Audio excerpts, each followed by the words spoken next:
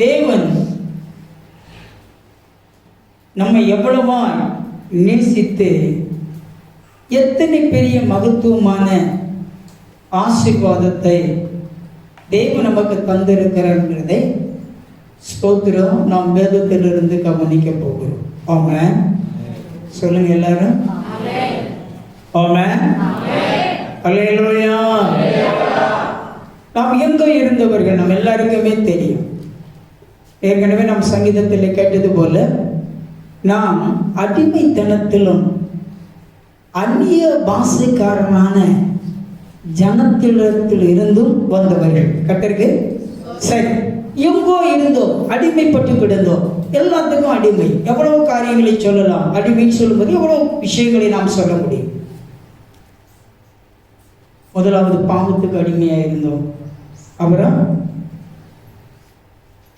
பிசாசுக்கு அடிமையாக இருந்தோம். பிறகு உலகத்தினுடைய பழக்க வழக்கங்களுக்கு, சடங்காச்சாரங்களுக்கு, மூட பழக்க வழக்கங்களுக்கு எல்லாத்துக்கும் அடிமையாக இருந்தோம்.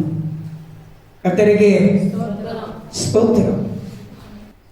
அந்த நாட்கள்ல படிப்பறிவு இல்லாத ஜனங்க சொல்லி கொடுத்துட்டு போனாங்க பாருங்க.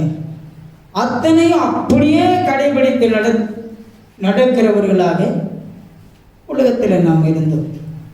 எல்லாவற்றிலும் இருந்து தேவன் நம்மை விடுதலையாக்கினார். கர்த்தருக்கு ஸ்தோத்திரம்.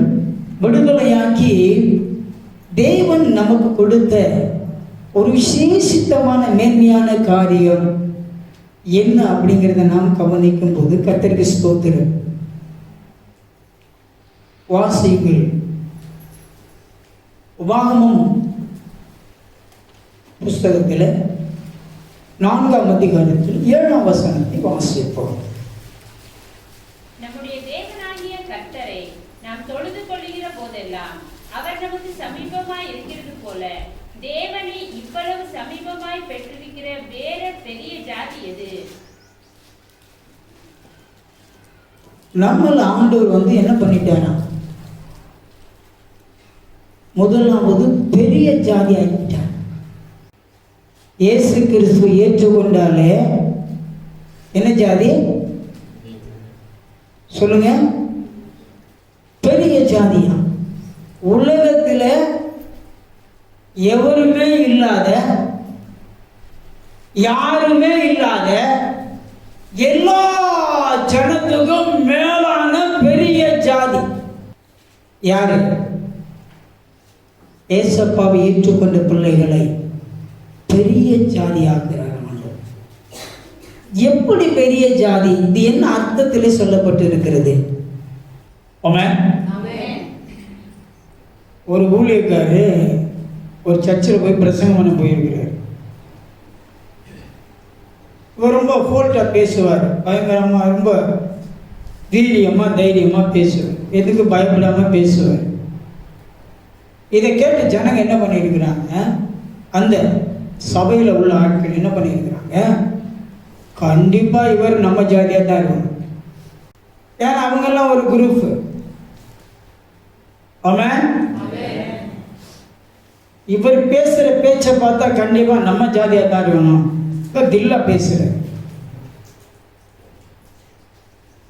ஒரு நாள் மீட்டிங் முடிஞ்சு, 2வது நாள் மீட்டிங் முடிஞ்சு, அவர் சாப்பிட்டுக்கிட்டு இருக்கிறாரு.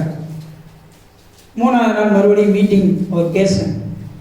அதுக்கு முன்னாலேயே ஒருத்தர் பொறுத்து பார்த்துருக்கிறார். பொறுக்க முடியல போல.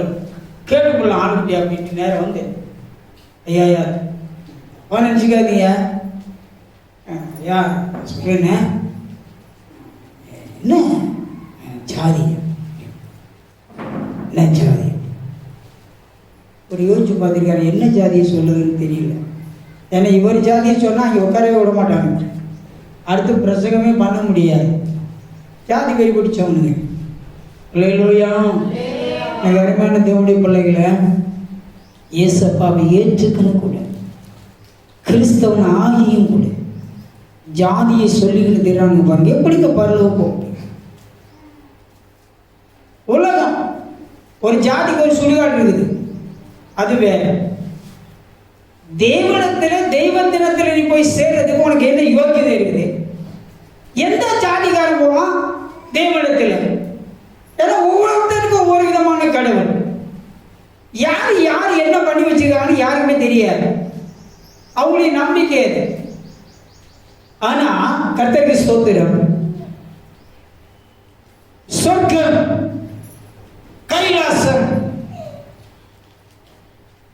நாம சொல்றது போல பரலோகம், தேவன் தங்குகிற ஸ்தானம். அங்க போகணும் அப்படின்னு சொன்னா யார் போக முடியும்? அப்போ ஆண்டவருடைய பரிசுத்த நாமத்துக்கு ஸ்தோத்திரம். உலகத்தில் அப்படி ஒன்றும் புரியாத நிலையில் என்ன வாழ்றோம், எதுக்காக வாழ்ந்துக்கின்னு இருக்கிறோம், நம்முடைய முடிவு என்ன? சரி, நம்ம முடிச்சதுக்கு பிறகு எங்க நம்முடைய ஆத்மா போய் சேரப்போகுது? மொத்தத்தில் ஆத்மான்னு ஒன்று இருக்குதுன்னே தெரியாது எவனுக்கும். அதான் பிரச்சனையே. மனுஷங்கிறவன் ஆத்மாங்கிறதே மனுஷனுக்கு தெரியாதுங்க. ஒரு ஆத்மா அப்படிங்கிறது அவனுக்கு தெரியாது, மனுஷனுக்கு தெரியறது இல்லை. மனுஷங்கிறது ஆத்மா தெரியாது. சரீரத்தில் வந்து தங்கி இருக்கிறோம், தேவன் நம்மளை வச்சிருக்கிறார், ஆண்டவர் வச்சிருக்கிறாரு அப்படிங்கிறதே தெரியாது. தெரியாம போயிட்டு என்னத்தை சொர்க்கத்தை பத்தி பேசி என்ன பிரயோஜனம், கடவுளை பத்தி பேசி என்ன பிரயோஜனம்? ஒரு பிரயோஜனமும் இல்லை. கருமையான உள்ளே கர்த்தருக்கு ஸ்தோத்திரம். அவர் கேட்டுக்கிறார், நீங்க என்ன ஜாதி? அவர் சொன்னாரா, நான் வந்து குதிரை ஜாதி. நான் என்ன ஜாதி? குதிரை ஜாதி. அவங்க இதுவரையும் அவங்க கேட்டதே இல்லை இந்த ஜாதி. என்ன ஜாதியே? குதிரை ஜாதியை இதுவரையும் அவர் கேட்டதே இல்லை. இது என்னடா குதிரை ஜாதிங்கிறார் இவரு. அப்புறம் என்னையா, என்ன நீங்கள் வந்து தமாசா சொல்லுங்க, குதிரை ஜாதின்னு இல்லவே இல்லை. நீ என்ன குதிரை ஜாதி? பாருப்பா, பானையை செய்கிறவன் யாரு? பானையை செய்கிறவன் குயவன். மரத்தை செதுக்கி அதில் ஒரு பொருளை ஒருத்தன் செய்கிறான்னா அவன் ஆசாரி. அப்புறம் இரும்பு ஒருத்தன் அடித்து ஒரு பாத்திரத்தை செய்தான்னா அவன் கொல்லன். அப்புறம் ஒவ்வொரு அவங்க தொழிலை வைத்து ஜாதி. வேதமும் அதைத்தான் சொல்லி அவங்களுடைய தொழிலை வைத்து தான் அவங்கள அப்படி கூப்பிட்டாங்க. இப்போ வெங்காயம் ஒருத்தன் வித்துக்குன்னு வரான், நம்ம எப்படி கூப்பிடுவோம் அவங்க? யோ வெங்காயம். அப்போ அவர் என்ன, யாரு? அவர் வெங்காயம். பூண்டு ஒருத்தன் வித்தான்னா அவனை என்னன்னு கூப்பிடுறான்? யோ பூண்டி. பச்சை மிளகா ஒருத்தன் வித்தானா, யோ பச்சை மிளகா வாயா. அவன் கோவிச்சுக்க மாட்டான், ஏன்னா அவன் விற்கிறது அதுதான். ஏன்னா அவன் பேர் நமக்கு தெரியாது.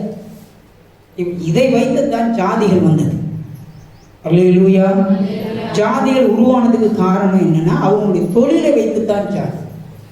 அப்படிதான் வந்தது. வேதத்தினுடைய சரித்திரமே அதுதான். இப்போ இவர் என்ன சொல்லியிருக்காரு, இப்படி இருக்கிறது, இப்படிதான் ஜாதி. அதனால நம்ம இந்தியாவை பிடித்த வெள்ளைக்காரர்கள் வந்த காலத்தில் எங்கள் அப்பா துறைகள், வெள்ளைக்காரங்களாம் யாரு? துறைமார்கள். துறைகளுக்கு எங்கள் அப்பா வந்து குதிரையை என்ன பண்ணார், வளர்த்து அவங்களுக்கு அவங்கள கூட்டிட்டு வர்றது வண்டிகளில் எங்கள் அப்பா வந்து குதிரையை வளர்த்தாரு. அவங்களுக்கு வேலைக்காரராக, குதிரை ஓட்டுகிற வேலைக்காரராக இருந்தார். அதனால நான் வந்து குதிரை ஜாதி. எங்கள் அப்பா குதிரை ஜாதி, நானும் குதிரை ஜாதி. அதுக்கு பிறகு பேச்சு இல்லை. அல்லேலூயா. அதனால ஆண்டவருடைய பரிசுத்த நாமத்துக்கு மகிமை உண்டாகட்டும். என்ன சொல்லப்பட்டிருக்கிறது? ஜாதி அப்படிங்கிறத தேவன் எதை மேன்மைப்படுத்துகிறான்னு சொன்னா, ஒருவனுக்கு, ஒரு மனுஷனுக்கு வானத்தை பூமியை சர்வத்தையும் சகலத்தையும் படைத்த சிருஷ்டி கர்த்தாவாகிய தேவாதி தேவன்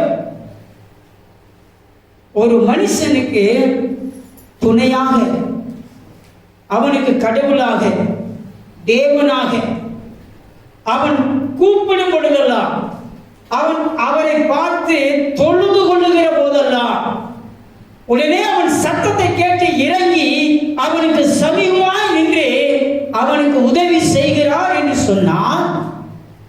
அந்த மனுஷன் யார் அப்படின்னா இந்த உலகத்துல பெரிய ஜாதி. கூப்பிட்ட உடனே யார் இறங்குறது? ஆமென். கூப்பிட்ட உடனேயே ஒரு மதிப்புக்குரிய ஒரு பெரிய ஒரு மனுஷனுக்கு செவி கொடுத்து ஒரு மனுஷனுடைய வார்த்தை கேட்டு வந்தாக்க பார்க்கிறவங்க ஆச்சரியப்படுவாங்க. அப்பா ஒரு பெரியவர் போலப்பா. ஆமென்.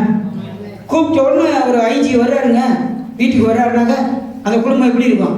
அவங்கள பார்க்குறவங்க என்ன நினைப்பாங்கப்பா, இந்த மனுஷன் ரொம்ப உஷாராக இருக்கணும்ப்பா. கூப்பிட்ட உடனே யார் வருது? பயங்கரம், பெரிய ஆளுமா தெரியுதுப்பா. கூப்பிட்டா கலெக்டர் வர்றாருப்பா அவங்க வீட்டுக்கு. உடனே அப்போ பெரிய ஆளுமா தெரியுதுப்பா, கொஞ்சம் பிரச்சனை வச்சுக்க கூடாது, நாம சவால் வச்சு ஜாக்கிரதையா இருக்கணும். எதிரிகள்லாம் பயந்து நடுங்குவார்கள். அருமையானவங்களுக்கு கர்த்தருக்கு ஸ்தோத்திரம். வானத்தையும் பூமியும் பூமியில் உள்ள வானத்தில் உள்ள சகலத்தையும் ஞானமாய் படைத்து சிருஷித்து வைத்திருக்கிற, அவைகளை பராமரித்து கொண்டிருக்கிற, பாதுகாத்து கொண்டிருக்கிற, அதை ஸ்தோத்திரம் நடப்பித்து கொண்டிருக்கிற தேவாதி தேவன் ஒரு மனுஷனுக்கு செவி கொடுத்து அவர் இறங்குகிறார் என்று சொன்னார். மனுஷன் யார் தெரியுமா? வேதம் சொல்லுது உலகத்திலே அவன் பெரிய ஜாதி. தேவனே இறங்குறாருப்பா. கூப்பிட்டாக்க ஆண்டவரே இறங்குறாரு. அவனை போல பெரிய ஆளு, அவனை விட பெரிய ஆளு இனிமே இல்லை யார்? அதான் அதனுடைய அர்த்தம். அவன் ஒரு மனுஷன் கூப்பிட்டால் தேவன் இறங்குகிறார் என்று சொன்னார். அந்த மனுஷனை போல ஒரு பெரிய ஆள் இந்த உலகத்தில் வேற யாருமே இருக்க முடியாது. ஏன்னா அவன் கூப்பிட்டோட தேவாதி தேவனே இறங்குகிறார். அவன் யாருன்னா அவன் பெரிய ஜாதி. அவரை தொழுது கொள்ளுகிற போதெல்லாம் அவர் நமக்கு சமயமாய் இருக்கிறது போல தேவனை எவ்வளவு சமயமாய் பெற்றிருக்கிற வேற பெரிய ஜாதி அது. இந்த உலகத்துக்கு அது தெரியாமல் போகட்டும். உங்களை பார்த்து என்னை பார்த்து நம்முடைய ஆண்டவர் சொல்லுகிறார், நீங்கள் பெரிய ஜாதி. ஆமென். அல்லேலூயா. யாருன்னா சொல்லட்டும், சொல்லாம போகட்டும். ஏன்னாக்க அவங்களுக்கு தெரியாது, நம்முடைய ஆண்டவர் யாருன்னு. ஏன்னா அவர் நம்மோடு இருக்கிறது யாருமே பார்க்க முடியாது. ஏன்னா அவர் ஆவியா இருக்கிறார். மாம்சத்தில் இருந்தா பார்த்துக்கலாம். ஏசப்பா மாம்சத்தில் வந்தார், எல்லாரும் பார்த்தாங்க. ஆண்டவர் அப்படி இல்லை, தேவாதி தேவன் அப்படி அல்ல. கர்த்தருக்கு ஸ்தோத்திரம். அவர் ஆவிக்குரிய நிலையில் இருக்கிறதுனால யாராலும் பார்க்க முடியாது. ஆனா உங்களுக்கு எனக்கும் தெரியணும், என் தேவன் என்னோடு இருக்கிறார். அவர் ஆவிக்குரிய நிலையில் இருக்கிறார். ஸ்தோத்திரம். நான் கூப்பிட்டால் உடனே செவி கொடுக்கிறார், உடனே அவர் இறங்குகிறார். நமக்கு தெரியணும். ஏன்னா ஸ்தோத்திரம், நம்மை நம்முடைய தேவன் பெரிய ஜாதியா இந்த பூமியில வைத்திருக்கிறார். ஆமென். அல்லேலூயா. சொல்லுங்க, நம்மளை ஆண்டவர் இந்த பூமியில பெரிய ஜாதியா வச்சிருக்கிறார். ஆமென். பெரிய ஜாதி ஆக்கிட்டார். ஏன் எப்படி ஆக்குறாரு? என்ன அர்த்தம்? இந்த வார்த்தையுடைய அர்த்தம் என்ன? பெரிய ஜாதிங்கிற அர்த்தம் என்ன? நாங்கள் கூப்பிட்ட உடனே, நாங்கள் துதிக்கும் பொழுது, தொழுது கொள்ளும் பொழுது எங்கள் தேவன் எங்கள் மத்தியத்திலே சமயமாய் இறங்கி வருகிறார். எங்களை ஆசீர்வதிக்க எங்கள் தேவன் இறங்கி வருகிறார். அதுதாங்க ஸ்தோத்திரம். வேதமே சொல்லுகிறது, நீ பெரிய ஜாதி. பெரிய ஜாதி மட்டுமல்ல, அவன் ஏசப்பாவை விசுவாசிக்கிற பிள்ளைகளை என்ன பண்ணிடுறானா, அவர் தமக்கு பிள்ளைகளாய் மாற்றுகிறார். கர்த்தருக்கு ஆமென். ஏசப்பாவுடைய நாமத்தை சொன்னா போதும், நம்பினாலே போதும், விசுவாசாலே போதும், அவங்கள யாருடைய பிள்ளைகளா? தேவனுக்கு பிள்ளைகள். கர்த்தருக்கு ஆமென். தேவனுக்கு பிள்ளைகளாய் கர்த்தரை மாற்றுகிறார். கர்த்தருக்கு ஸ்தோத்திரம். ஆண்டவருடைய பரிசுத்த நாமத்துக்கு மகிமை உண்டாகட்டும். வாசிங்கள் யோவான் 1, யோவான் சுவிசேஷம் 1:12 வாசிக்கிறோம். ஸ்தோத்திரம். அவருடைய நாமத்தில் உள்ளவர்களாக அவரை ஏற்றுக்கொண்டவர்கள் எத்தனை பேர்களும் தேவனுடைய பிள்ளைகளாகும்படி அவர்களுக்கு அதிகாரம் கொடுத்தார். அவர்களுக்கு அதிகாரம் கொடுத்தார். ஆமென், ஆமென், அல்லேலூயா. அதிகாரம் கொடுத்துட்டார். நீங்க யாருன்னு என் பிள்ளைய அதிகாரம் கொடுத்துட்டாரா கர்த்தருக்கு? ஆமென், அல்லேலூயா. நம்ம வீடு இருக்குது, நம்ம வீடு இருக்குது, ரூம் பழங்களா ஒரு பக்கம் இருக்குது, சாப்பிட்றதுக்கு பேக்கரி ஐட்டம்னா ஒரு பக்கம் இருக்குது, சாப்பிட்றதுக்கு பிள்ளைங்களுக்கு. ஒரு பக்கம் பார்த்தீங்கன்னா சாப்பாடு என்ன வேணுமோ எல்லா சாப்பாடும் இருக்குது, தேவையானது எல்லாமே இருக்குது. இப்போ அந்த வீட்டுக்கு சொந்தம் இல்லாதவங்க யாருன்னா அந்த வீட்டுக்குள்ளே நேராக வந்து ஆப்பிள் எடுத்து வச்சா என்ன நடக்கும்? நேராக குடுக்குன்னு உள்ள வீட்டுக்குள்ளே போய் 2 ஆப்பிள் எடுத்து ஆளுக்கு கையில் வச்சுக்கினேன் வாடி கட்சி சாப்பிட்டுக்கிட்டே இருக்குது. எப்படி இருக்கும் அந்த வீட்டுக்காரங்களுக்கு? என்ன சொல்லுவாங்க? அட சின்ன பிள்ளைப்பா சாப்பிட்டோம் விடுப்பா அப்படின்னா என்ன சொல்லுவாங்க? நேரம் கொடுக்கணும் போயிட்டு தட்டை எடுத்து போய் சாப்பாடு பிரியாணி அப்படியே போட்டு 2 சிக்கன் பீஸ் எடுத்து போட்டு அப்படியே சாப்பிட்றாங்க. இப்போ எப்படி இருக்கும்? இது என்னது? ஆளுநர் வீட்டில் நாய் நுழைஞ்ச மாதிரி நுழைஞ்சிட்டு இருக்குது. இது என்னையப்பா இது யாரு? இது நம்மள ஒரு வார்த்தையோ கேட்கல, ஒன்றும் பண்ணல. கர்த்தருக்கு ஸ்தோத்திரம், அல்லேலூயா. என்ன நினைப்பாங்க? அந்த வீட்டில் அவங்களுக்கு என்ன இல்லை? அதிகாரம் இல்லை. அல்லேலூயா. அதே அந்த வீட்டில் பிள்ளைகள் இருப்பார்கள். ஆனால் அந்த பிள்ளைகளுக்கு என்ன இருக்கிறது? அதிகாரம் இருக்கிறது. என்ன பண்ணினாலும் அதை கேட்குற மாதிரி இல்லை. ஏன்னா கேட்டாக்கா அந்த பிள்ளை சொல்லிடும், ஏன் நாங்கள் எடுக்கக்கூடாதா? வேறு என்னத்துக்கு இருக்குது? எனக்கு இல்லாத என்னத்துக்கு இங்கே? இப்போ இருக்கிற பிள்ளைங்களுக்கு ஒன்றும் சொல்கிற மாதிரிலாம் இல்லை. அதிகாரத்தை போட்டு வச்சுருப்போம் பசங்க. அல்லேலூயா. ஆமாம், நான் யார் தெரியுமான்னு போட்டுருவாங்க. அவங்களெல்லாம் ஒன்றும் பண்ண முடியாது. ஏன்னா அந்த பிள்ளைகளுக்கு அந்த வீட்டில் அதிகாரம் இருக்கிறது. அப்பாங்கிற அந்த உரிமை இருக்கிறது, அம்மாங்கிற உரிமை இருக்கிறது, என் வீடுங்கிற அந்த அதிகாரம் இருக்கிறது. ஒன்றும் பண்ண முடியாது. யாரும் ஒன்றும் கேட்குற மாதிரி இல்லை. ஏன்னா அது அதிகாரம். கர்த்தருக்கு ஆமாம். இப்படிப்பட்ட ஒரு அதிகாரத்தை தான் தேவாதி தேவன் அவருடைய நாமத்தை விசுவாசிக்கிற ஒவ்வொரு பிள்ளைகளுக்கும் இந்த அதிகாரத்தை தேவன் கொடுத்திருக்கிறார். நீங்க எப்படி வேணாலும் எடுத்துக்கலாம். ஆமாம், உனக்கு என்ன வேணுமோ எடுத்துக்கலாம், என்ன வேணாலும் கேட்கலாம், நீ என்ன வேணாலும் பண்ணலாம். ஏன்னா அது தேவனுடைய வீடு.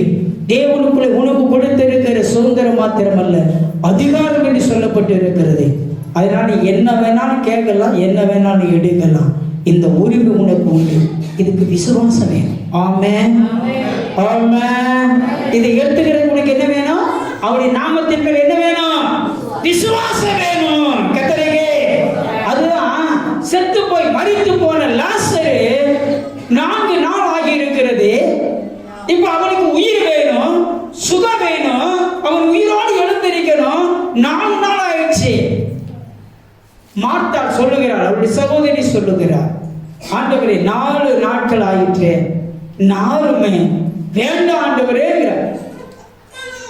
தேவன் சொல்லுகிறார், ஏசப்பா சொல்றாரே, நீ விசுவாசித்தால் தேவனுடைய மகிமையை காண்பாய் என்று நான் உனக்கு சொல்லவில்லையா? இதுக்கு என்ன வேணும்? ஆமென்.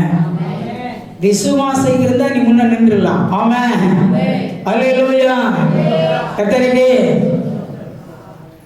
விசுவாசம் இல்லாம ஒன்றையும் சாதிக்க விட முடியாது. இதுக்கு விசுவாசம் வேணும்.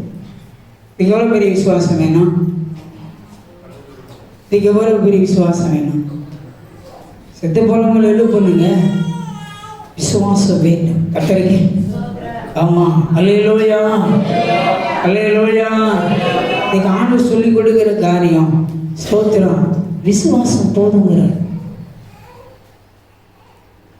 எடுத்துக்கணுமா? தேவன் வைத்திருக்கிற ஆசீர்வாதங்கள் எடுத்துக்கணுமா? நன்மை எடுத்துக்கணுமா? அற்புதம் நடக்கணுமா? அதிசயம் நடக்கணுமா? இதுக்கு விசுவாசம் போதுங்கிற.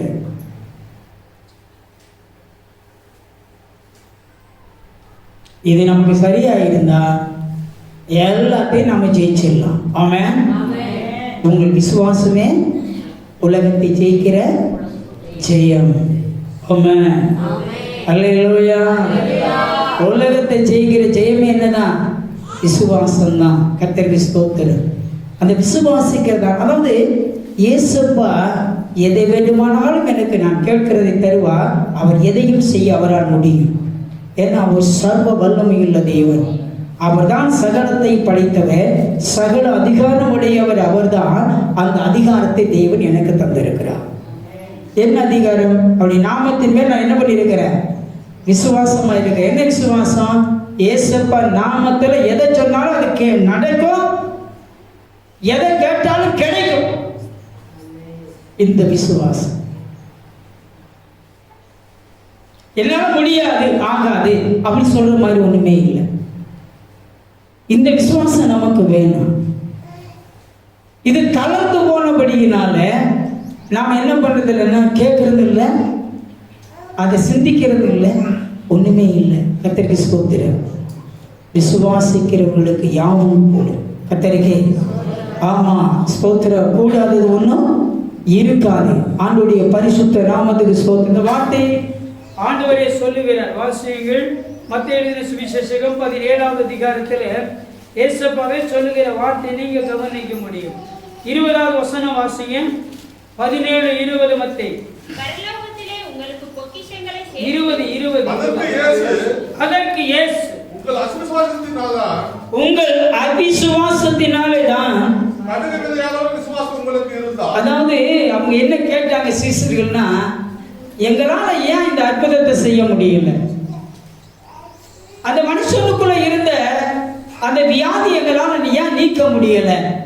அந்த பிசாசை நாங்க ஏன் துரத்த முடியல அப்படின்னு ஆண்டவர்கிட்ட போய் கேட்கிறாங்க. அதுக்கு ஆண்டவர் என்ன பதில் கொடுக்கிறான்னு, அதற்கு இயேசு உங்கள் அவிசுவாசத்தினாலே தான், அதனாலதான் அது நடக்கல. கடுகு விதை அளவு விசுவாசம் உங்களுக்கு இருந்தால் நீங்கள் இந்த மலையை பார்த்து இவ்விடம் விட்டு அப்புறம் போ என்று சொல்ல அது அப்புறம் போ. உங்களால் கூடாத காரியம் ஒன்றும் இராது என்று மெய்யாகவே உங்களுக்கு சொல்லுகிறேன். அவிசுவாசம் தாங்க. ஆமென். ஆமென். அல்லேலூயா. அவிசுவாசம் தான். அதனால இந்த அவிசுவாசம் வருதுனால தான் நாம் எதையும் பெற்றுக்கொள்ள முடியாதபடி நின்று கொண்டு இருக்கிறோம். நம்மை கண்டு எந்த குட்டி பேய் கூட ஓடாது. கர்த்தருக்கு காரணம் என்னன்னாக்கா அது அவிசுவாசம். ஆண்டவருடைய பரிசுத்த நாமத்துக்கு ஸ்தோத்திரம். அந்த விசுவாசத்தில் நிற்கிற, விசுவாசிக்கிற, தேவ சமூகத்திலே அவருடைய நாமத்தை உச்சரிக்கிற தம்முடைய பிள்ளைகளுக்கு தேவன் அற்புதங்களை செய்கிறார். அல்லேலூயா. கூனரை நிமிரச் செய்யும், குருடரை பார்க்கச் செய்யும். கூனரை நிமிரச் செய்யும், குருடரை பார்க்கச் செய்யும். கேளாத செவிகளை கேட்கச் செய்யும்.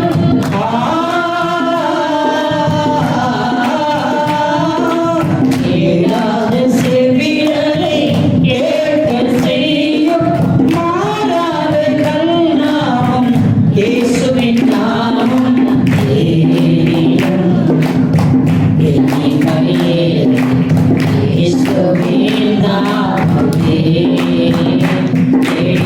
தேடிலும் வந்துடவே அதற்கிணை இல்லை உலகிலே. தேடிலும் எண்ணிக்கையே இயேசுவின் நாமம் அல்லேலூயா. ஆண்டவருடைய பரிசுத்த நாமத்துக்கு ஸ்தோத்திரம். ரோமர் எழுதின ஸ்தோத்திரம் நிருபத்தில், ரோமருக்கு எழுதின நிருபத்தில் 8வது அதிகாரத்தில் இந்த 15வது வசனத்தை கூட வாசிக்கலாம். வாசிங்க. அந்தபடி திரும்பவும் பயப்படுகிறதற்கு நீங்கள் அடிமைத்தனத்தின் ஆவியை பெறாமல் அப்பா பிதாவே என்று கூப்பிட பண்ணுகிற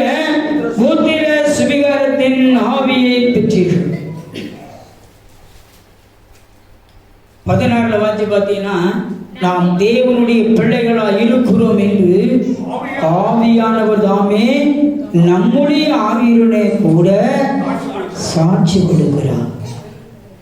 கர்த்தருக்கு ஆமென் சொல்லுங்க எல்லாரும்.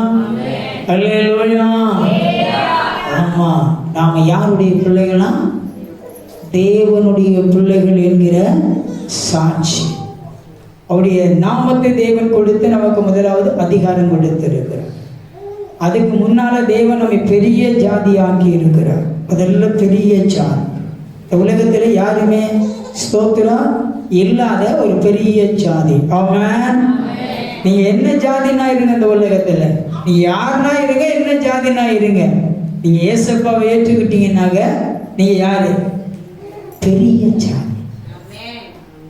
ஆமென். நீங்க ஒண்ணு இந்த உலகத்துல கூடி குறுகி நிற்க வேண்டிய அவசியம் இல்லை. உங்களை மற்றவங்க ஏற்றுக்கினாலும் சரி, ஏற்றுக்காம போனாலும் சரி, உங்களை ஒருத்தருமே மதிக்கல, மரியாதை கொடுக்கல, பரவாயில்லை. கர்த்தருக்கு ஸ்தோத்திரம். நமக்கு தெரியணும் ஸ்தோத்திரம். அவரே நினைச்சுக்கிட்டு இருக்கிறாரு. அவர் நம்ம பெரிய ஆள், அவர் நினைச்சுக்கிட்டு இருக்கிறாரு. அவர் நினைச்சுக்கிட்டு இருக்கட்டும். கர்த்தருக்கு ஸ்தோத்திரம். ஆனால் நான் கூப்பிடுகிற பொழுதெல்லாம், நான் தொழுது கொள்ளுகிற பொழுதெல்லாம் எனக்கு உடனே சமீபமா இறங்குற தேவாதி தேவன் இருக்கிறார். அவனை பார்க்க நான் உயர்ந்தவன். இந்த தைரியமும் இந்த நம்பிக்கையும் முதல்ல நமக்கு வேணும். அவங்க ஏதோ சொன்னாங்க, ஏதோ சொல்றாங்க, இல்லை என்ன அற்பமா நினைக்கிறேன், அவன் நினைச்சுக்கிட்டு போட்டு நமக்கு என்ன இருக்கு? ஆமென். அல்லேலூயா.